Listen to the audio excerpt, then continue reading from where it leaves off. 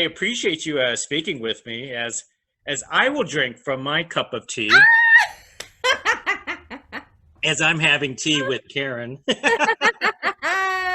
Oh, well, look, I've still got my cup of tea, so I'm very, very tickled and thank you.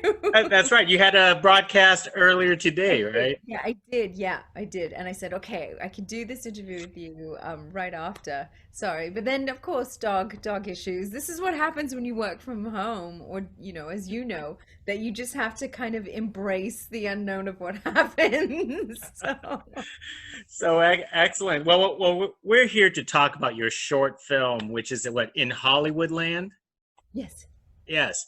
So how proud of it that you produced and starred in this short film that is being featured at the American Black Film Festival starting this weekend. It's such an honor to be part of such a creative community. And I'm so knowing that they chose there. I think there was about over 1,000 submissions. They said so to Okay. be chosen to be part of such an important film festival.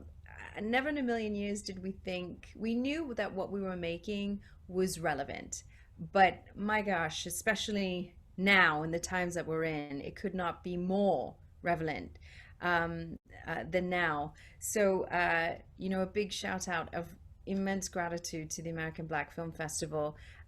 Like I said, such a wonderful creative community which elevates and supports and encourages and inspires Black filmmakers, Black stories, BIPOC. I just think it's such a I think that's the magic of the film festival route. My heart aches that we can't be there in person because there's Hmm. nothing more exciting than to be in a room full of creatives and just talking about each other's journeys of how we started from an embryonic stage in the process to the finished result at the end. So I must admit, my heart does ache that we're not doing that in person, but at least we have the virtual world where we can do that. That's true. So how were you brought on board? I mean, did you meet Jessica Sharif herself? Mhm. Because I actually met her a few years ago when she starred in this short film called She Venge. Oh, So yeah. so so I know who you're talking about. Yeah. So Jess and I were introduced by mutual friends a few years ago, and it was like meeting a kindred spirit. And I think that's so important as well when, the stars align and you're on the same page. And I just felt like creatively, especially, I mean, it's one thing we click so well as friends, but creatively as well, we did. And when she told me about her dear friend Yetide Badaki, and that Yetide had written this whimsical tale, sort of a dark fantasy, using the influences of the characters from Alice in Wonderland, about a woman of color navigating through the waves of our industry and the trials and tribulations of being a woman and a woman of color in our industry, and what she goes through down this rabbit hole, so to speak. It is something that I, as a woman of color, can completely relate to. But within Yetide's beautiful tale, there's something in it that's quite universal, that all of us can relate to. I think in each of our journeys, we've all been through the twists and turns, the ups and downs of our own personal journeys. And unfortunately, some of us may have experienced harassment or abuse, that whole Me Too, on some level.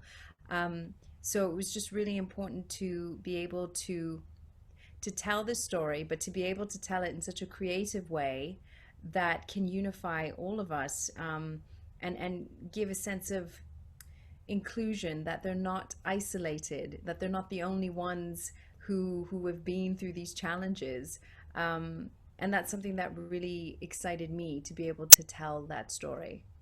So when you played Queenie, are Mhm. are you emulating the Alice in Wonderland character or real casting character directors? So I'm a huge, huge, I mean, of course, Alice in Wonderland, name, I don't know many kids who didn't love the tales of the tales and the journeys of Alice in Wonderland. So, of course, the first thing I did was I looked at all the different reincarnations and versions of Alice in Wonderland to take influences from the different portrayals. I mean, Helena Bonham Carter is, I mean, she's just so amazing. And I just love, but look, there's only one Helena Bonham Carter, and I would never, ever want to even compare myself to her because she's just her work I just revere so much. Um, and she's just such a brilliant, magical actress. But I was so inspired by her interpretation, especially casting directors. On the most part, I've been so blessed and so lucky to have met such inspirational cheerleaders, so to speak, who want nothing but the best for you and to bring out the best version of yourself. I've had wonderful experiences on the most part. There have been a few who have absolutely been verbally abusive. Hmm. And this is towards more the start of my career. And it's only upon reflection when we look back do you realize that actually that wasn't right? Because when you see the really good star human beings of casting directors out there who do their job so well because they love it and they love actors, it just kind of highlights the ones that aren't. So that's been something that's been a little challenging and tricky to digest upon reflection of looking back. But then I also know that there's going to be the good eggs and the not so good eggs, and I think that goes for anything. A lot of you don't have to be in the entertainment industry to know that there's some wonderful human beings out there, and those are the star humans that we should celebrate. But there's also going to be those that are a little challenging. But we Absolutely. shouldn't. But one thing that I'm very grateful for that I have such a wonderful family support unit. I have wonderful mentors, still do, wonderful teachers that have taught me enough to know going through this journey that often it has nothing to do with you, has nothing to do with you, and everything to do with that individual. Mhm. So not to let those challenging experiences define me as a person or as an actor, because you don't know what they're going through, what their journey is. It's just been misguided and misprojected towards, us who just want to do this as a living because we love what we do. That's great. That's terrific to hear. Talk about that red, beautiful red outfit that you got to wear. I mean, you know what? Admittingly, you look great. Oh, thank you. I love red, as you can tell. And our costume designer, Jacqueline, is just so wonderful to work with. That whole process, costume fittings are some of my most favorite moments in the chapter, of creating, because I often feel that when you step into the shoes and the costume of your character, then you really start to see someone else. And as soon as she showed me that fabulous red suit, I just felt so empowered. Red is such a strong, passionate color, and Queenie is very passionate, as we know, about her beliefs. Stubborn, very stubborn, and very passionate about what she believes in and what she doesn't. So I just felt that red kind of emulated her personality, her very feisty, fiery personality. And yes, it was very difficult to be cruel to Utide in between takes. I just wanted to give her the biggest hug. And of course, when they say action, then yes, it's full on Queenie mode. But playing a character like that and the set, which was so wonderful with the red chair, the red heart chair, and how it just gets bigger and bigger and bigger until she explodes in the end. I just and hats off to Jess, for coming up with these just brilliant ideas. Um, because it just really heightened that scene, I felt. And you knew that it wasn't going to end too well. And I had so much fun saying "off with your head." My best friend Dominique, who's my childhood friend, when she watched the short film, she said, "I can tell you had a lot of fun saying that line." And I said, "Yeah, I did, absolutely." Yeah, I could tell. I think you also you really enjoyed acting alongside with Yatiti throughout this entire short film, as you mentioned her quite a few times. Yeah. I think it's so wonderful to be part of a family where everyone's enthusiasm is so infectious and everyone's belief in what we were doing was really palpable on set. And I hope that came across and kind of leaped off the screen that you could see that we absolutely had the time of our lives making this short film. Now, let me address something here. You don't have a lot of producer credits and you don't do a lot of short films. So why this project? It's all a timing thing, as you know. Opportunity comes when preparation meets timing. And this came at the right time in my career.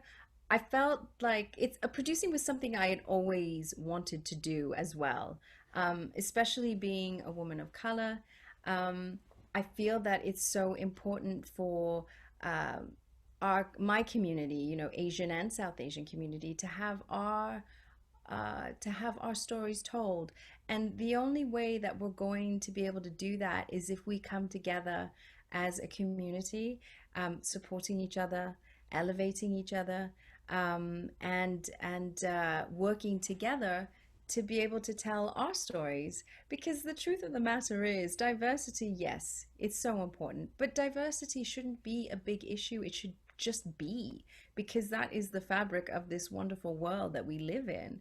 We are all diverse. All of us are cut from different cloths, but that's what makes this world such a beautiful place. And you know, we are this global brotherhood, sisterhood, this family, and I think that all stories should be told on a universal platform. We should all have equal opportunities as well. So that's what drives me as a producer, is to want to tell those stories and create content, which creates opportunities for not only female filmmakers, but to celebrate inclusion and diversity. And those are things that really drive me as a producer. And so this came up at the right time. And of course, hands up, was I petrified? Absolutely, I was petrified every step of the way. I was like, oh my gosh, it's a big responsibility.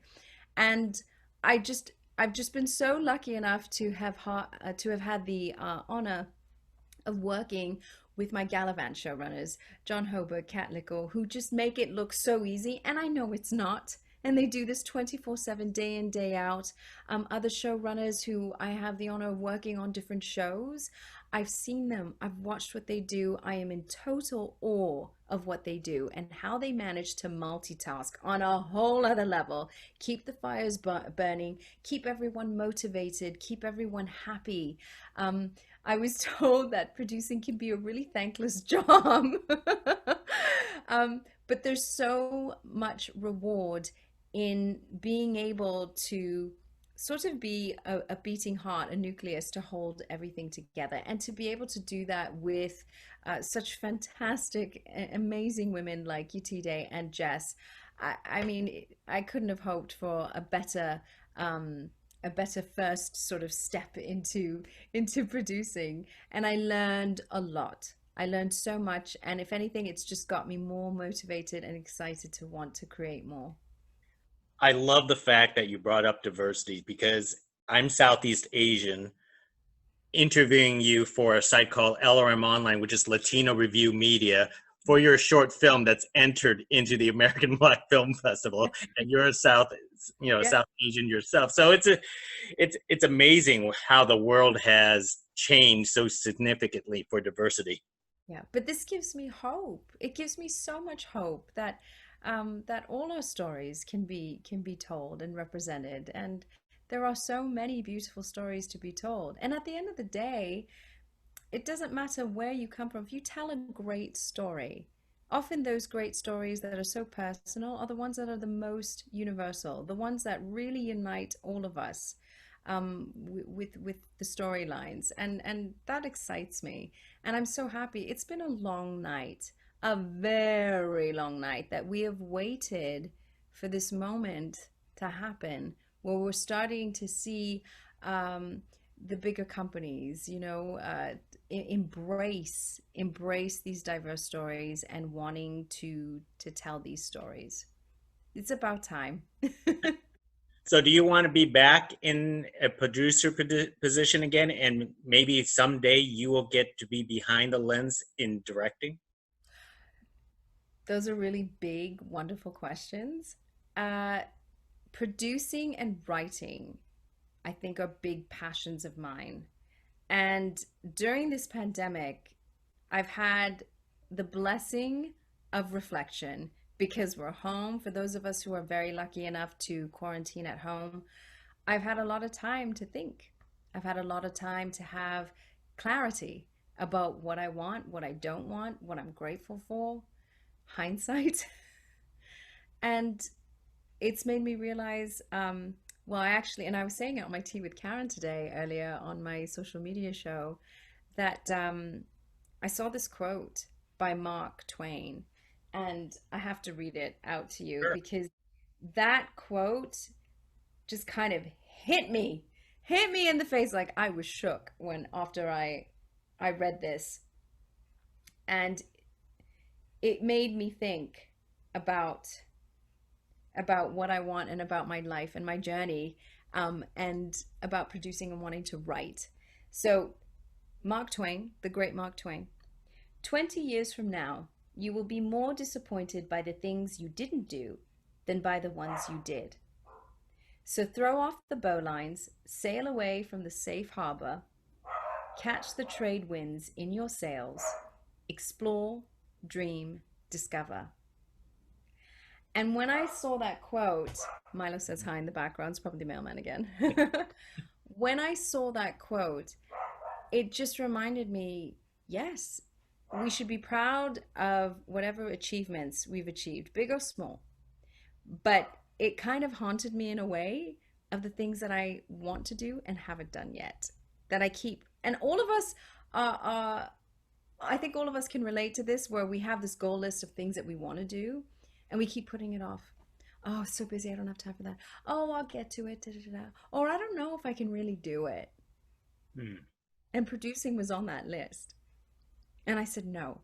When this happened, when Jess came into my life and then I met you today, I was like, okay, this is universe, God, a higher being, trying to say something to me like, Karen, stop being afraid, chuck it aside, and just embrace this opportunity. It's come to you for a reason. Go for it. And we often get in the way, of ourselves. And if we kind of took that shield of fear away, Mhm.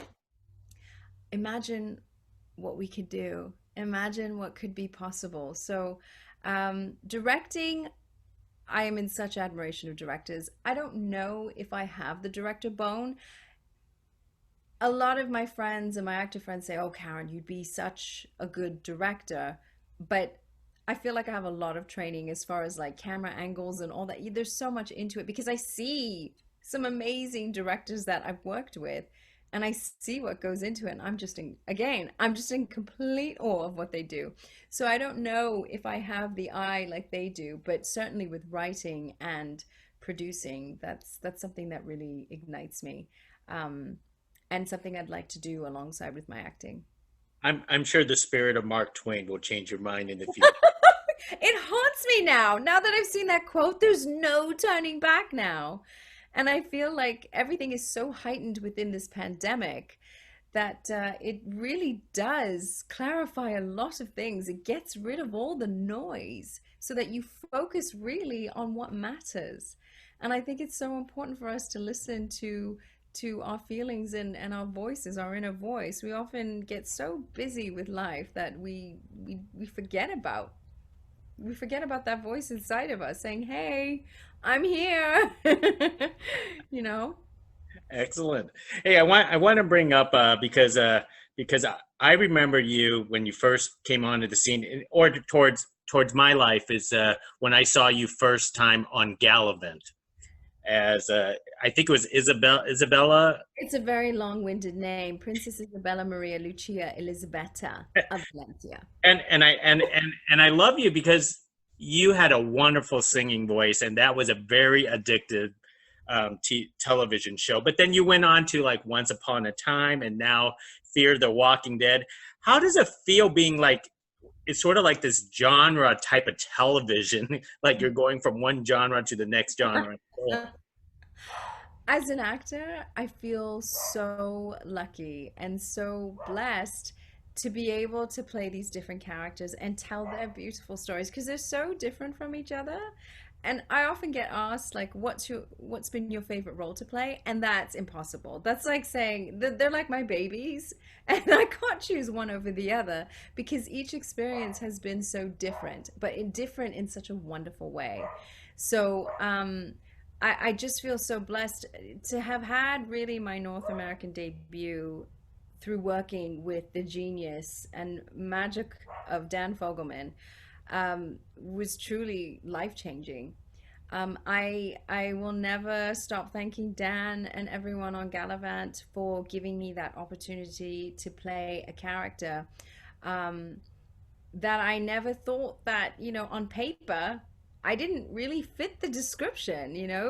Isabella is this wonderful, um, wonderful, magical, flawed in such a lovely way, lovable character. She's a Spanish princess from Valencia. And originally, though, Dan on the script had said, well, it doesn't matter where she's from, but she has to embody that essence. Like he really loved Jennifer Lawrence for the role. And I said, wow, who doesn't love, J-Law? She'd be fabulous in it. So I kind of, throughout the whole process, I not being negative, I just kept saying to my agent, I said, well, I'm not really what they're looking for. And he said, how do you know that? He basically told me to shush up and get my butt down to the audition and just give it your best shot. And that's what I did. But in a way, I kind of feel like it took off the pressure because I was so convinced that I wasn't really what they were looking for, but I'll just do my interpretation of what I thought Isabella should be. And turns out I was Isabella. And I can't thank Dan enough for creating such a magical role. It surely, like truly, it was some of the best times of my life. Literally would wake up with the cheesiest grin on my face and go to sleep with the cheesiest grin of gratitude on my face, thinking this is such a dream role. My father tells me when looking back, he says, Karen, would you have ever thought that you'd be playing a role where you get to do everything that you love to do? You get to sing, you get to act, you get to dance with horses, you get to ride horses, you get to be, that tomboy girl in you that loves to play with swords, you get to do sword fighting. I honestly, it's like pinch me.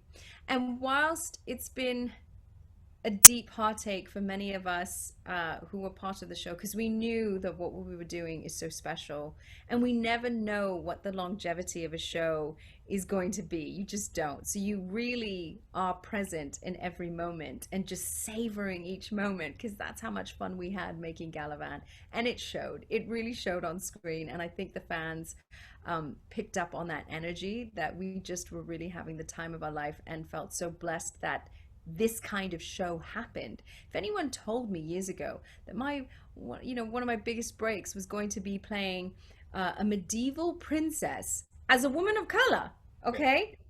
A medieval princess singing songs, Alan Menken songs, by the way, like Disney King Magic, him and Glenn Slater, on a universal platform like ABC, I never would have believed it. And yet, here we are, because of creative geniuses like Dan Fogelman, who created such a wonderful show. I'm so glad that we even had 2 seasons of it. Do we want more? Absolutely. We all talk about it. We're still, I think, one of the most beautiful things that came out of Gallivant is that we're all very much very close to each other. We're family friends, friends for life, and that is something that I am so incredibly grateful for. Now, that's a nice transition because speaking of Disney music and princesses, you played a cult favorite of Jasmine in Once Upon a Time. I mean, how does that feel? I mean, how much pressure that is to, you know, to get Woo! that fan favorite character right on a show that lasted quite a bit long time. Yeah. I I have to also give a huge shout out of thanks to all the fans of Once Upon a Time and my fans too. When I was doing Gallivant, there were a lot of fans that said, "Is it just me?" I think because they could see me in princess mode, they would take pictures of Isabella and they would post it. And they would tweet Adam and Eddie, the showrunners and creators of Once Upon a Time, saying, "By the way, if you ever have an Aladdin storyline, FYI, I think this is a slam dunk." You know, the fans, I mean, there's so many of them that tweeted them and said, "Karen would be such a brilliant Jasmine." And of course, that is a character I grew up with. Well, we all grew up with these iconic Disney characters. Um, as a child, it was something that I dreamt of being during Halloween parties as a child. Um, to be able to play her was something else. And as a young teenager, I often talk about my experiences of being bullied, of being the odd one out, in being predominantly in a Caucasian community. So I was really the only brown girl in my class growing up as a child. And that need to want to fit in and to be seen and to be included. Um, and I was bullied a lot, and I had a really bad, terrible acne problem. And I'm not just talking like one or two, it's like an infestation of acne. And now I look back on it and I say, oh, it's okay because you know that these moments pass. But when you're in it, especially as a teenager, it can feel like the worst thing that's ever happened to you. And kids can be really mean. So I never thought in a million years that I could ever play Jasmine. I just never thought that. And when I got the role, it was the most wonderful moment. I'll never forget when I got that call. I was so excited and I was absolutely petrified at the same time because I knew that this is such a beloved character and everyone's going to have their interpretation of what they think Jasmine should and shouldn't be. So I just wanted to do everyone proud and hope that the interpretation that I would come up with and what Eddie and Adam would come up with would be something well, a character that everyone in the fandom would embrace. But that's one thing I love about the OUAT fandom, and about Adam and Eddie too.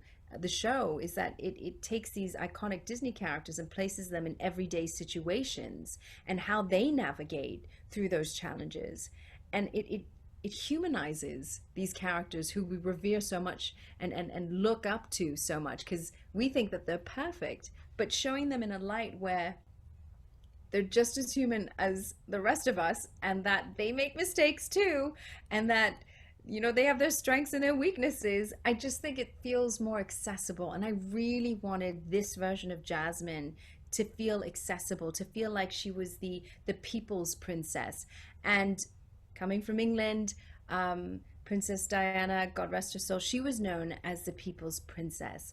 Her heart was literally out in front of her. She had the biggest heart. She would do so much for charity and do so much to spread love and joy. And I wanted that sort of accessibility with Jasmine. And I'm so grateful to Adam Eddy that I had that opportunity to do that.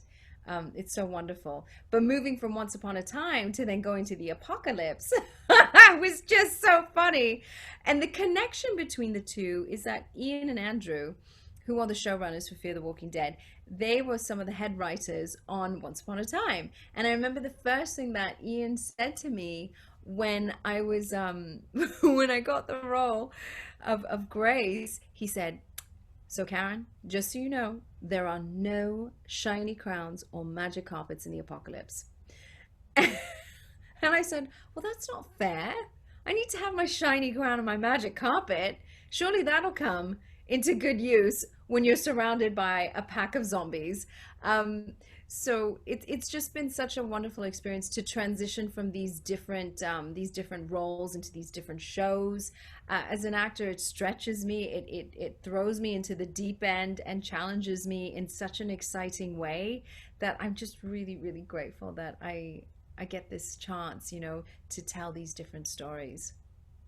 I'm gonna go ahead and admit it because I actually watched Fear the Walking Dead, and I watched that season with your character, and I thought you were one and done. Yeah, well, I mean, I enter, and the first thing everyone finds out is that, oh, she's been exposed to massive amounts of radiation. Her clock is definitely ticking. And the question is when? When is Grace's time going to be up? I have no idea. But I love not knowing because that adds into the excitement and the fear of Grace's journey of just not knowing how things are going to end up. But to see the transition of when we first meet Grace in the beginning, feeling very isolated, very serious, very focused to the task at hand, to clean up the mess that she's created, that she feels heavily responsible for. So many people that she cared deeply about at her workplace, feeling responsible for them and their families and the loss of lives. To see her come from that place of not wanting to think beyond tomorrow and not wanting to allow herself to dare to believe or hope that there is possibility in redeeming herself. She doesn't want to go there yet. She can't. To see her go from that to where she ends up, and I'm so sorry, I don't want to give spoilers to anyone who's not watching, but to see that growth with her and how she opens up to Morgan, to the group, as she begins to meet these like-minded souls that want to do good and help each other. The theme of last season, season 5, was take what you need, leave what you don't, leaving those care packages all around throughout the apocalypse. Never did I think that our apocalyptic show would be so prevalent in what's happening today with this pandemic. To see so many examples of random acts of kindness amongst strangers, amongst families, friends, loved ones, it has been so deeply moving and makes me even more proud of the message that we were trying to send in last season. Because we all think, oh, really, is an apocalypse ever going to happen? Well, we're not fully apocalyptic, but we certainly got a taste of it. Seeing those videos on the news of those empty grocery store shelves, Hmm. I said, wait a second, this is like our set. What's happening here when art is mimicking life, or life's mimicking our art? Um, it was a bit surreal. I'm curious. I know you can't reveal anything about season 6, but I'm curious how does the showrunners reveal the twist of your character, like with Morgan, or the twist of season 5 ending, which was like a total shock to everybody. How do you find out about that? Do they just like, oh, here's the script, and you just read it off the script, or do they actually say, Karen, let's sit down, let's tell you what's going to happen?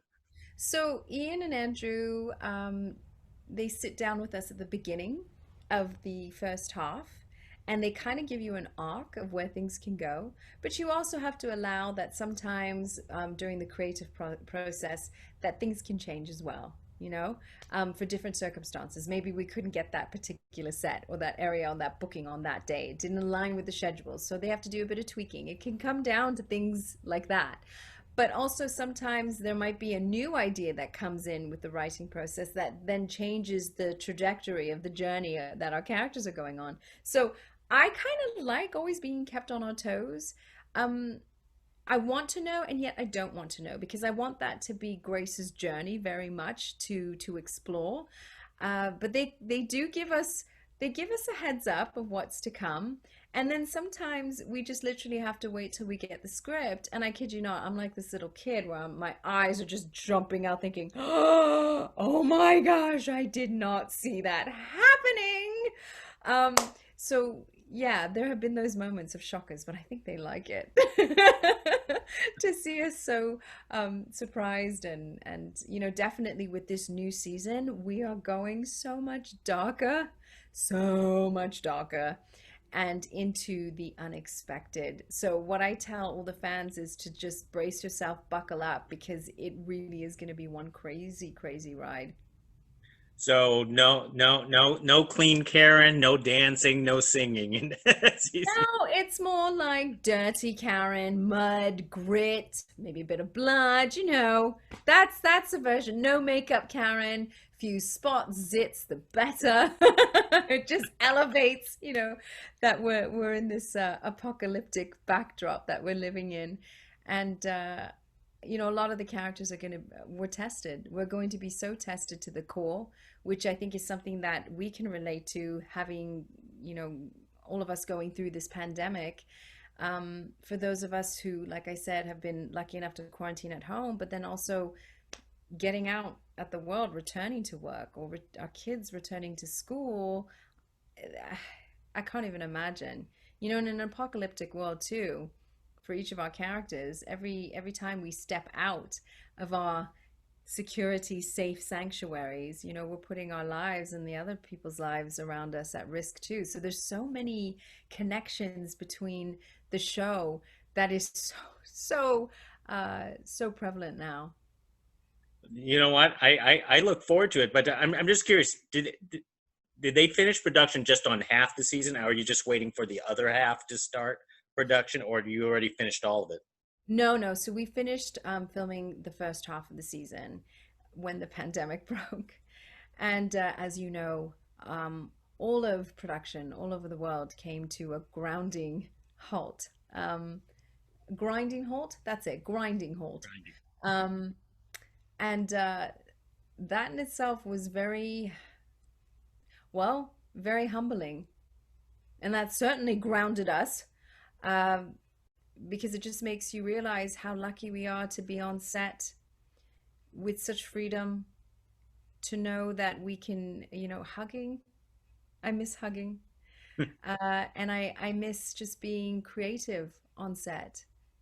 And that's what reflection does, especially when you're when you're quarantining at home. So we have regular Zoom calls, which have been so wonderful with the cast and crew.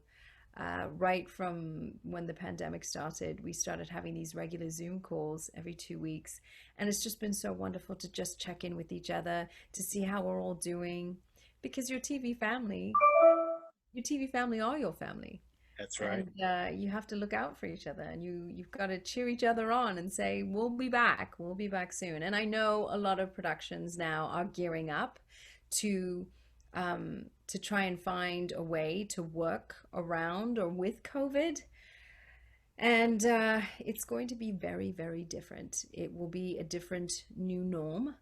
But I'm so grateful that, our unions, our production, AMC have just been so meticulous and so thorough to set up these safety protocols, to make it as safe as possible for all of us to return back to work. Excellent. Well, let me wrap it up with one more thing, because usually I ask everybody how they stay creative during the pandemic, but obviously you are with your own Instagram show, Tea with Karen, which I feel like you're going to steal my job someday.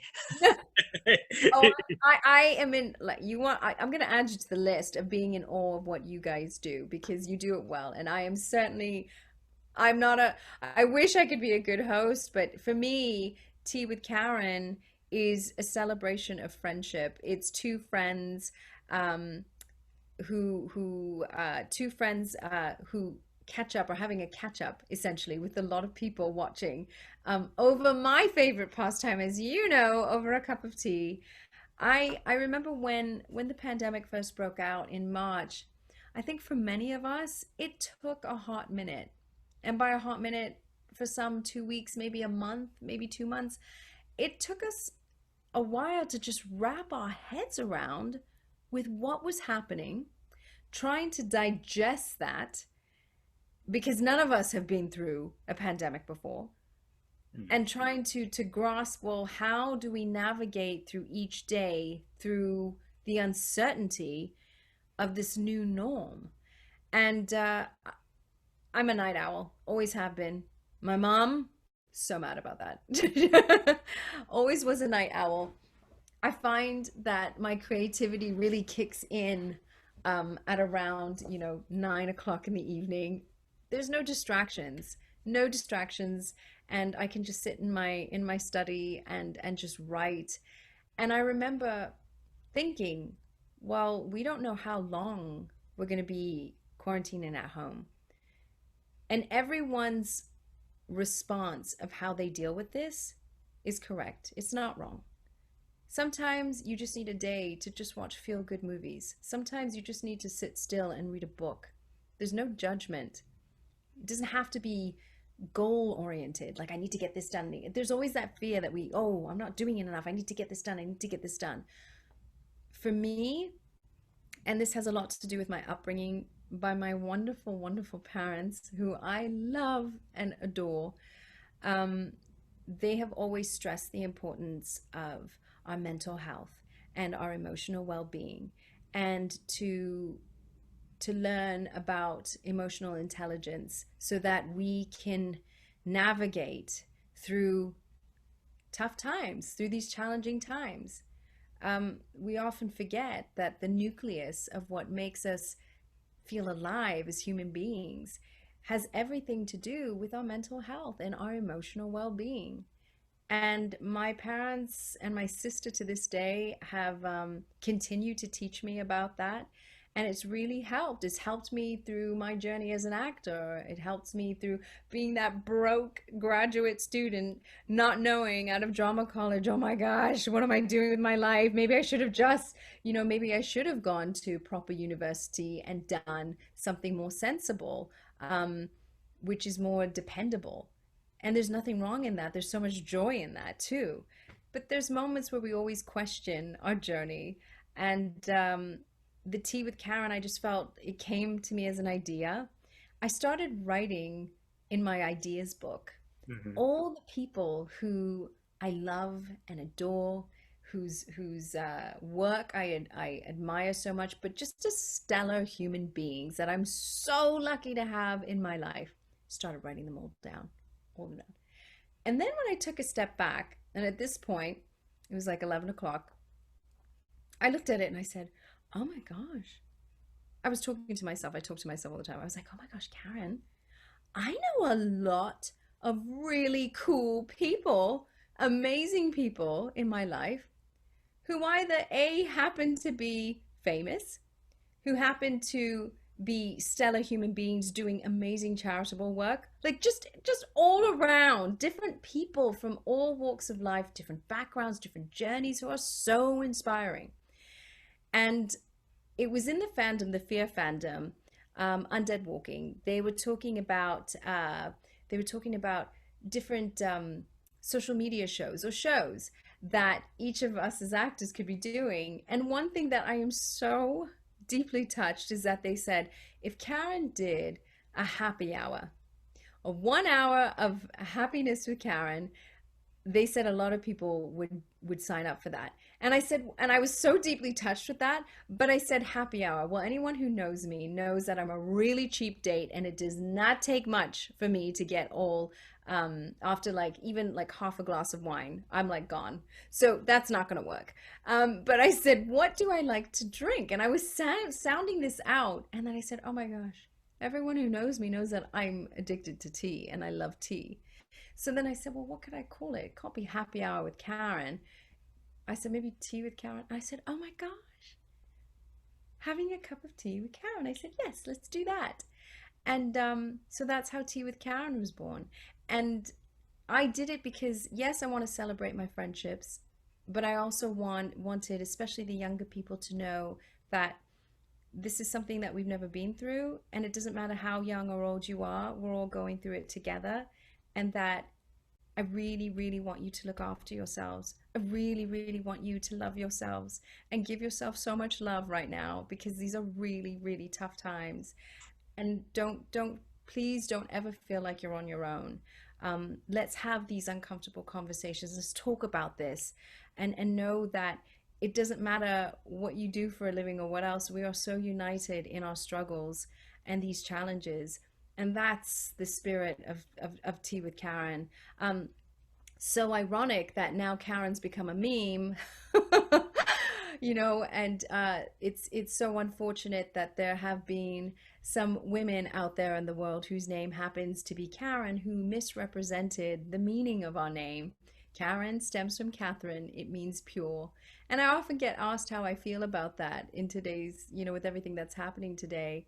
And my answer is always this, is that my mother and my father loved that name so much, loved that it meant purity, and it came from a place of love from my mother and my father, who I respect and adore and love with all my heart.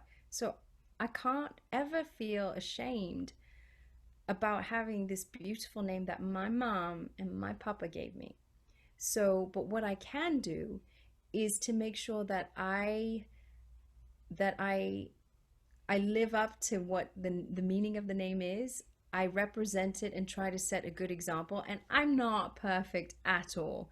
I think, especially with everything that's happening, with racial inequality too, I've been trying to. It's been really hard for many of us to start having those necessary uncomfortable conversations, but it has to be done. And I always put my hands up saying I'm learning, and if I make a mistake, you correct me and you tell me, but I will continue the learning and continue to grow, because that's my responsibility as a human being to my brothers and sisters of different communities. And I just think it's something that I can be in control of, with trying to be the best version of what a good Karen should be. And I hope that I would, the fact that it started from Becky, I think, and then went to Karen, I'm like, oh dear, what name is going to be next? Because it's so unfair to anyone. But at the same time, it is what it is. It'll come and go. There's good eggs and not so great eggs within this world. Doesn't matter what name you have, but if we have to take the brunt now, then let the good Karens out there shine and set the good example.